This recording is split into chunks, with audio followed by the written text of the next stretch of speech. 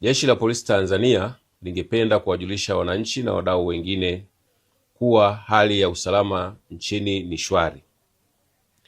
Mtakumbuka kwa nyakati tofauti jeshi la polisi limekuwa likitoa taarifa za kiusalama, ikiwepo za baadhi ya watu kupanga na kuhamasisha kufanya vitendo vya kihalifu kwa kutumia maandamano yasiyofuata sheria, kanuni na taratibu za nchi. Katika kupanga na kuhamasisha huko, walikuwa wakielekezana mbinu watakazotumia kufanikisha malengo yao, ni pamoja na kuua watu, kuchoma moto shule ili kuleta hofu na taharuki kwa wazazi na walezi, kulipua transformer za TANESCO, kufunga barabara na kuwapora askari silaha. Hayo walikuwa wakiyapanga kupitia vikao vya ana kwa ana na kurubuni baadhi ya vijana. Pia walikuwa wakitumia mitandao ya kijamii kusambaza jumbe mbalimbali na kufanya mikutano kupitia klabu za mitandaoni.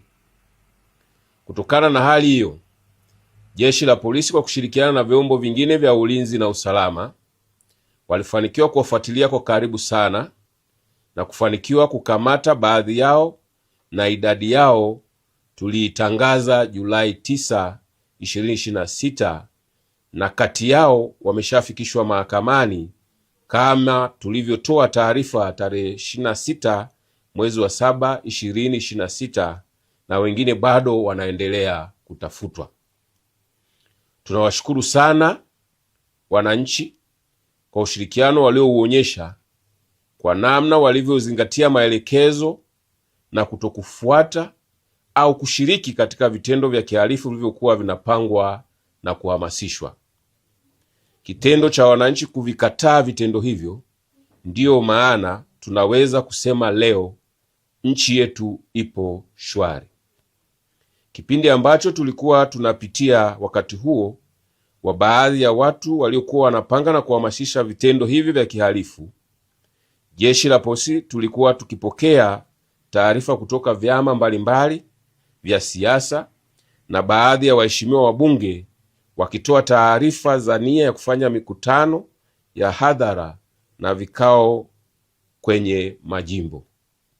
Jeshi la polisi ambalo ndilo lenye mamlaka ya kusimamia usalama katika mikutano ya aina waliokuwa wakitoa taarifa, tulikuwa tukiwaita na kufanya nao vikao na kuwashauri kuahirisha kutokana na hali iliyokuwepo.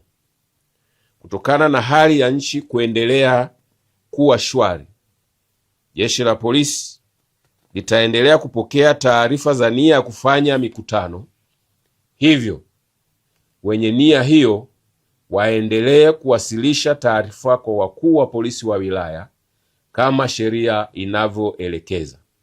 Aidha, jeshi la polisi linaendelea kutoa wito kwa kila mmoja wetu kuendelea kuvikataa na kutoa taarifa za viashiria vyovyote vile vya kupanga kutenda uhalifu au kuhamasisha vitendo vya kihalifu, ili hatua za haraka zichukuliwe kuvidhibiti kabla ya kukua na kuwa uhalifu, kwani amani na usalama ndiyo mtaji wetu wa kwanza katika shughuli zetu zote za kiuchumi na kijamii.